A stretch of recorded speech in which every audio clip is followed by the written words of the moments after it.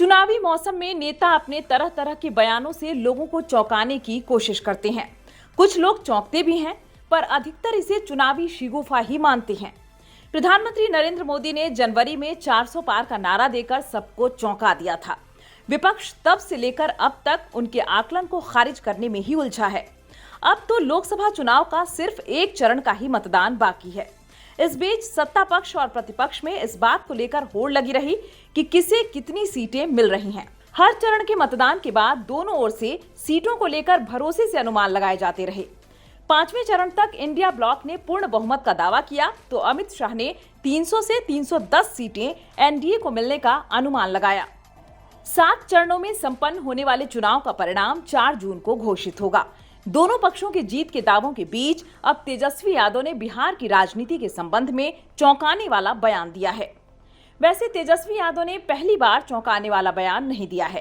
पहले भी उनके ऐसे ही चकित करने वाले बयान आते रहे हैं। नीतीश कुमार इस साल के आरंभ में जब पाला बदलकर भाजपा के साथ चले गए तो तेजस्वी ने खेला होगा कहकर सियासी पंडितों को चौंका दिया था।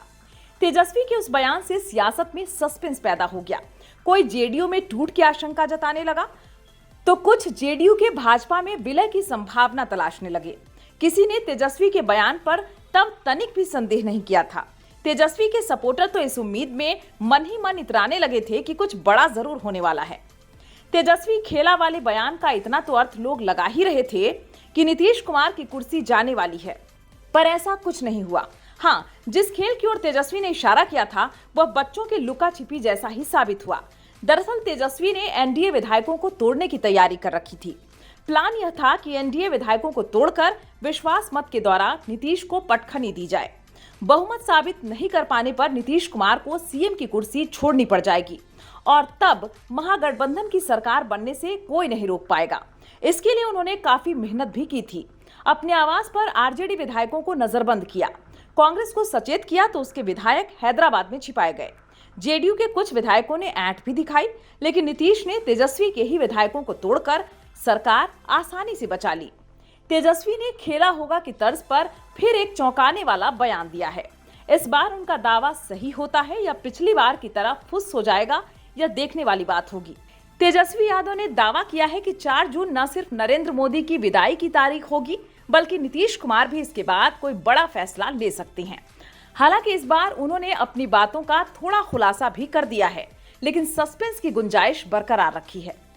तेजस्वी ने कहा है कि नीतीश कुमार अपनी पार्टी और पिछड़ों की पॉलिटिक्स को लेकर 4 जून के बाद कोई बड़ा फैसला ले सकते हैं। अब चूंकि लोकसभा चुनाव के एक ही चरण का मतदान बाकी है, इसलिए इसे उनका महज चुनावी शिगुफा मानना उचित नहीं होगा। नीतीश कुमार के फिर से पलटी मारने की आशंका तो शाश्वत बनी रहती है। देखिए वीडियो। बहुत दुखद है। लॉ एंड ऑर्डर जो है जब से एनडीए की सरकार आई है तब से बद से बदतर होती जा रही है। इन लोगों का प्रशासन पे कोई कंट्रोल नहीं रह गया और जिस तरह से गोली मारी गई है एक छात्र को, उनके परिवार के प्रति हमारी पूरी संवेदना है, लेकिन जो दोषी है उस पर सख्त से सख्त कार्रवाई होनी चाहिए और जल्द से जल्द जो है गिरफ्तारी भी होनी चाहिए और सजा दिलाना चाहिए लोगों को। लेकिन बीजेपी के लोग कह रहे हैं कि सुशासन की सरकार है, कह रहे कार्रवाई हो रही है। जितना अपराध बढ़ता है इनको अच्छा लगता है। भाजपा के लोग आज तक सृजन घोटाला में क्या हुआ उस पर कार्रवाई नहीं, बालिका गृह कांड पे कोई कार्रवाई नहीं। वो तो हम लोग आंदोलन करके लड़े तब जाकर के कार्रवाई हुई, लेकिन आप देखिएगा अभी भी सब चीज़ ठंडे बस्ते में। खैर, इन लोगों की मंशा जो है पूरा जहाँ भी बीजेपी शासित राज्य है आप देखिएगा तो लॉ एंड ऑर्डर बहुत बद से बदतर, दिन दहाड़े गोली मारी जा रही है। यही राष्ट्रीय जनता दल सरकार में होती तो अब तक बवाल मचा दिए होते। अब तक ये रोड पे लेट करके हाय हाय कर रहे होते, जोर जोर से चिल्ला करके जंगल राज बोल रहे होते। आज कहाँ है ये लोग? क्या कर रहे हैं ये लोग? हाय हाय क्यों नहीं कर रहे हैं लोग? करना ना चाहिए। प्रधानमंत्री ने कहा है कि पूरे देश में सबसे अच्छा चौंकाने वाला रिजल्ट है वो बंगाल से आएगा, क्योंकि विधानसभा चुनाव में भी उन्होंने अच्छा प्रदर्शन किया है। प्रधानमंत्री हार चुके हैं भाई साहब। अब 4 जून को नरेंद्र मोदी जी प्रधानमंत्री थोड़ी ना बनने जा रहे हैं, नहीं बन रहे हैं। नई सरकार बनने जा रही है, वैसी सरकार बनेगी जो नौजवानों को नौकरी देगी, वैसी सरकार आएगी जो गरीबों के साथ आर्थिक न्याय करेगी। ऐसी सरकार हम लोग देने जा रहे हैं। अब नरेंद्र मोदी जी 10 साल हो गए, 75 साल के हो गए, और हम लोग तो शुरू से कह रहे हैं भाजपा का सफाया हो गया। अरे भाजपा के लोग ही नहीं चाहते नरेंद्र मोदी जो है प्रधानमंत्री, औरों को तो छोड़ो। ये इंडिया गठबंधन की बैठक होने जा रही है 1 तारीख को, आप जाएंगे? हाँ, बैठक होगी तो उसमें जो है हम लोग जाएंगे।